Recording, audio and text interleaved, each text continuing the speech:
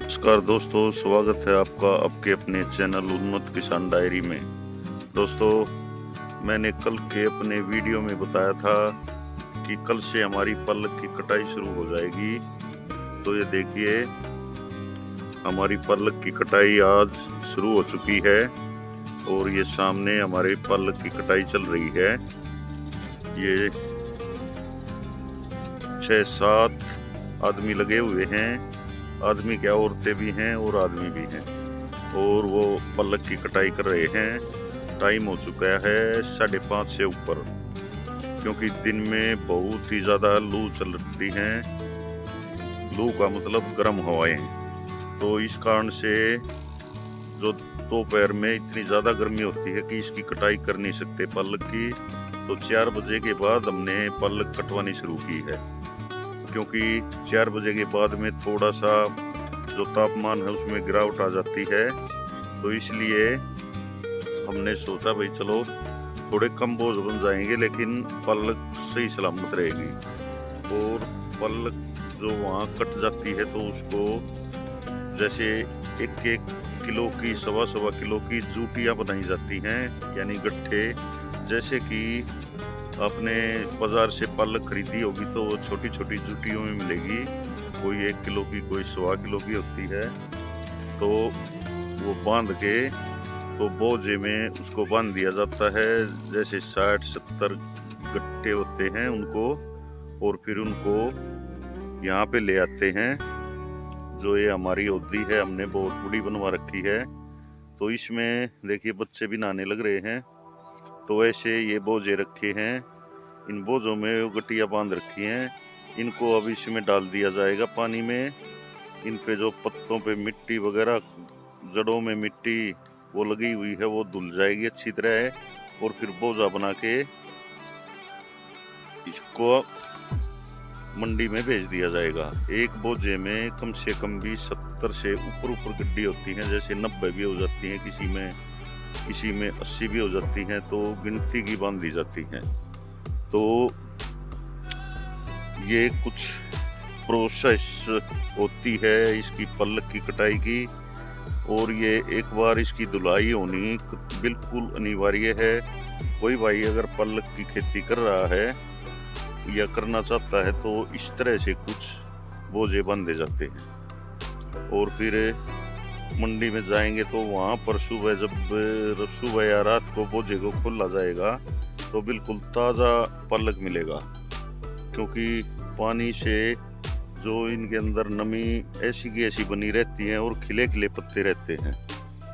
तो दोस्तों, इस तरह से, और गर्मी में ज़्यादातर 3 या 4 बजे के बाद में पालक की कटाई शुरू करवानी चाहिए।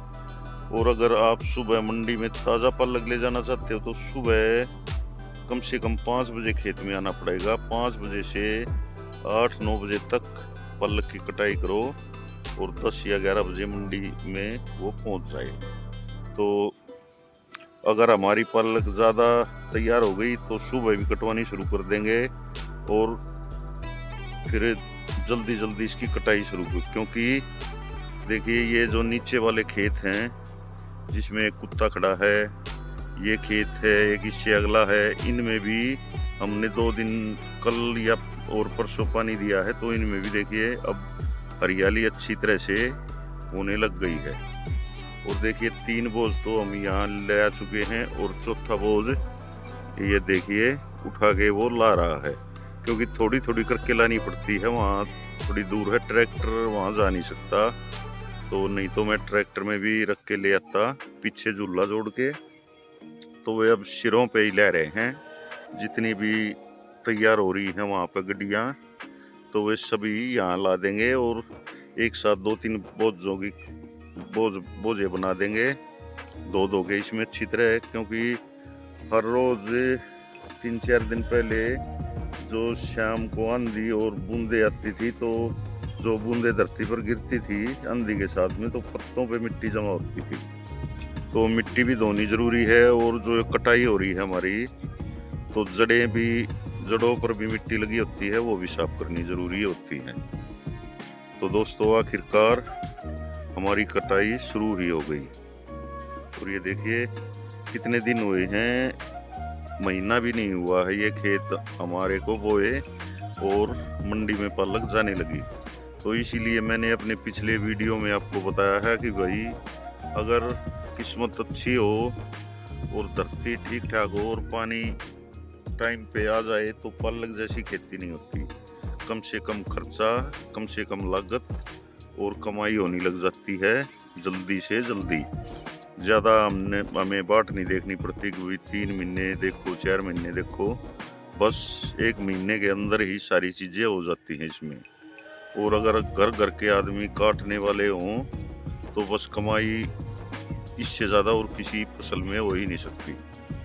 और अगर मंडी नज़दीक है, अपने आप बेचना है, जैसे 8-10 मजदूरी भी नहीं देनी पड़ती, तो वो उस पे सोने पे सुहागा है।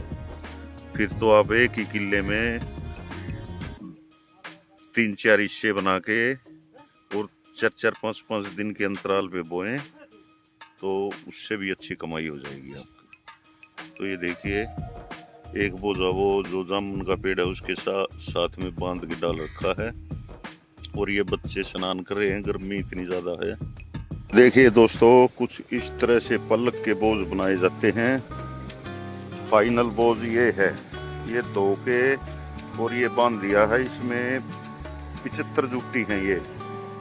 और ये देखिए हमारा ट्यूबवेल चल रहा है और ये ऐसे कुछ छोटे छोटे बोझे बांध रखे हैं क्योंकि दूर से ढोनी पड़ रही है। इनको ऐसे के ऐसे इसमें डाल देंगे पानी में और फिर हिला के और वापस निकाल लेंगे। तो ये बोझ पूरा है और ये इससे आधे आधे बोझ हैं। तो इनमें हैं 40-40 गड्डी और इसमें 75 गड्डियां हैं। और ये देखिए इस तरफ भी हमारा जो पालक का खेत है, इसमें हरियाली दिखने लग गई है अच्छी तरह से और पानी फिर से मांग गया है ये खेत। हमने इस खेत में परसों पानी दिया था, लेकिन अब देख लीजिए सारे में त्रेड़ फटी हुई हैं और सफ़ेद सफ़ेद सा भी दिखाई देने लग गया है। तो दोस्तों, आपको ये ट्यूबवेल का पानी गिरने की आवाज़ आ रही होगी क्योंकि माइक मेरे पास है नहीं, तो थोड़ा सा कर लेना कंप्रोमाइज। ये देखिए पौधी में से पानी नीचे गिरता हुआ कितना शानदार दिखाई दे रहा है। ये देखिए आप, और ये पल्लक के बोझ। तो इस तरह से कुछ पल्लक की खेती की जाती है हमारे यहाँ। तो आपने पहाड़ों में तो झरना देखा होगा, लेकिन देख लीजिए लाइव झरना और साथ में हमारे पल्लक के बोझ।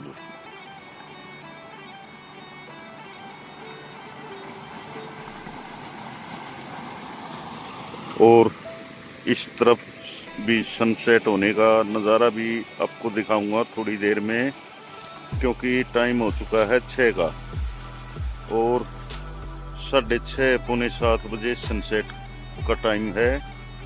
तो सनसेट का नज़ारा भी यहाँ खेतों से बहुत ही शानदार दिखाई देता है। तो दोस्तों, साथ ही साथ हमारा पल्लक के खेत में पानी भी चल रहा है और कटाई भी चल रही है और साथ ही ये बोझे भी बना बना के रख रहे हैं हम यहाँ पे।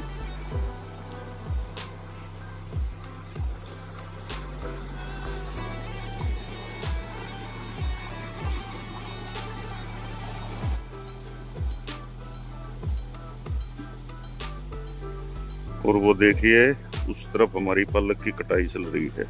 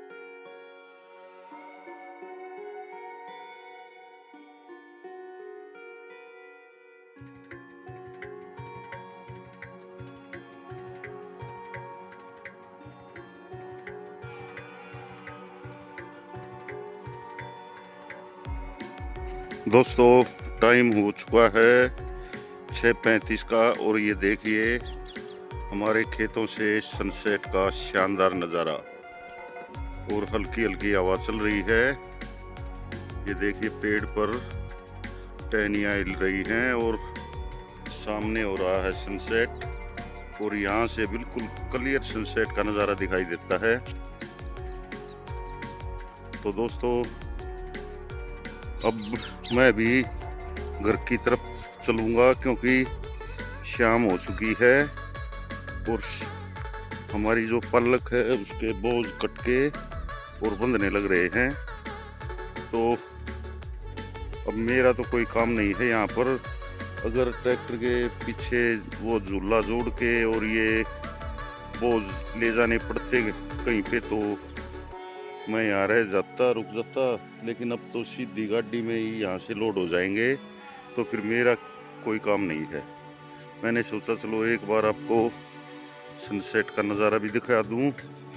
और हमने जो अपनी ज्वार की फसल बोई थी दोस्तों, इतनी गर्मी पड़ी है और गर्म हवा चली है, जमी हुई ज्वार बिल्कुल उड़ गई है। जो उड़ने का मतलब क्या होता है कि जैसे कि जमी हुई दिखाई दे रही है, ये पलक दिख रही होगी आपको और अगले दिन वे पेड़ ही खत्म हो जाते हैं। तो मैंने सोचा चलो आपको ये नज़ारा भी दिखा देता हूँ और साथ में आपको दिखाता हूँ मैं हमारे यहाँ जो घास की खेती की हुई थी वो घास कैसी हुई है, मतलब वो किस तरह की है। तो ये देखिए टटीरी ये सोच रही है इसने यहाँ आसपास अंडे दे रखे होंगे ध्यान भटकाने के लिए। तो दोस्तों ये जो ये हिस्सा है खेत का, इसमें बहुत कम पलक जमी क्योंकि इनके जो गूल हैं इनके ऊपर से पानी घूम गया था।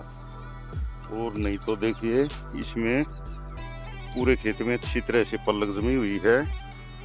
और इसमें रात को ट्यूबवेल को हम चलता छोड़ गए, अचानक लाइट आ गई और नक्का इसमें था, इसके गुल्लों के ऊपर से पानी उतर गया था। लेकिन फिर भी जमी तो हुई है कहीं कहीं पे, लेकिन उतनी नहीं जमी हुई। और ये देखिए इसमें नूनी सी आ गई है, देखिए जैसे नमक डाल दिया जाता है। पूरे ही खेत में ऐसा है, आपकी नज़र जहाँ तक जाएगी। तो ये भी जो बीज कम जमता है और जम के जो सूख जाता है उसका बहुत बड़ा कारण ये भी है। इसको हमारे यहाँ बोलते हैं रेयाना। तो आपके यहाँ क्या बोलते हैं इसको कमेंट करके ज़रूर बताना। और इस हिस्से में थोड़ा सा पलक हुआ नहीं, हमने सोचा चलो अब दोबारा बा के क्या बोएंगे, अब तो एक ही बार जैसा जम रहा है वैसा ही कर लेते हैं। और दोस्तों ये देखिए घास, जो पार्कों में घास लगती है, मखमली घास जिस पर कि आप घूमते हैं सवेरे सवेरे, वो घास लगाई हुई है यहाँ पर। और देखिए घास हरी हरी भी होने लग गई है। तो अब ये घास जैसे जैसे थोड़ी सी ऊपर होएगी और अगर बारिश वगैरह आ जाती है तो और जल्दी ये तैयार हो जाएगी। तो इसमें जैसे ही इसकी जड़ है नीचे नीचे एक दूसरे से पेड़ को जकड़ लेंगी और फिर इसकी जो 2-3 फुट चौड़ी और लंबी 10-15 फुट लंबी पट्टियाँ काट ली जाएंगी और ऐसे के ऐसे उनके गट्ठे बना के और जहाँ पर लगानी है उसको वहाँ पर ऐसे ही फैला देंगे। और पानी देते ही वो घास ऐसी की ऐसी वहाँ पार्क में जहाँ भी आप लगाते हो वो लग जाएगी। तो मुझे भी नहीं मालूम था कि भाई इसकी भी खेती होती है। तो देखिए कुछ इस खेत में लगा रखे है, एक पट्टा यहाँ भी, क्योंकि इनकी जो ये लाए थे घास लगाने के लिए कम रह गई और इस खेत में भी ये इधर बाकी रह गया, उधर लगा रखी है आगे। और साथ के साथ इसमें से खरपतवार भी साथ साथ निकालनी पड़ती है जो भी जम जाती है। तो ये देखिए इस बारे में भी आपको अपडेट देना ज़रूरी था। और हमारी ज्वार तो दोबारा से हमें बोनी पड़ेगी। वो मैं 1-2 दिन में इस खेत में जिस दिन पानी दिया उसी दिन उसमें दिया था, तो 2 दिन में और वो पले आ जाएगी, तो उसको साथ साथ बो देंगे हम। मेरी तो सलाह ये भी थी कि जो ये खेत है, इतना जो हिस्सा है, इसमें दोबारा से बो दूं, लेकिन घर वालों ने कर दिया मना। बोले भाई जैसी भी है वैसी हो जाएगी, क्योंकि इस खेत में सूख रही है पलक। देखिए ये नूनी सी जो आ रही है ऊपर, ये रे ये पूरे खेत में बहुत ज्यादा दिखाई दे रही है। तो अब इसमें इसकी बाई करेंगे और साथ साथ इसमें जिप्सम डालेंगे। देखिए किसी किसी कूल पर तो बहुत अच्छी है। देखिए इस पर आगे तक पलक पूरी की पूरी है। तो ऐसा कुछ हो रहा है, तो इसी को देख के फिर इसको बाढ़ने को मन नहीं कर रहा। नहीं तो देखिए कितना अच्छा खेत हमने तैयार करवाया था, कंप्यूटर की गोड़ी लगवाई थी, पर ये एक थोड़ी सी गलती के कारण ये गुल्लों के ऊपर पानी चला गया और बस फिर इसमें सारी गड़बड़ हो गई। और कुछ उस समय पे हर रोज शाम के समय आंधी और बूंदे हर रोज आती थी, जिनके कारण ये पलक का बीज बहुत ज्यादा रुक भी गया जमने से, क्योंकि धरती ऊपर से बैठ गई। ये देखिए बूंदों के निशान भी आप देख लीजिए, तो बूंद भी मोटी मोटी आ रही थी। और ये नमक सा जो आ रहा है, ये तो पूरे ही खेत में है। जहाँ तक आप देखोगे वहाँ तक ही, जहाँ भी हमारे खेत का पानी चला जाता है वहीं पे ये आ जाता है। तो दोस्तों, मेरे चैनल का नाम है उन्नत किसान डायरी। चैनल को सब्सक्राइब करो, वीडियो को लाइक और शेयर करो। धन्यवाद। जय हिंद, जय भारत।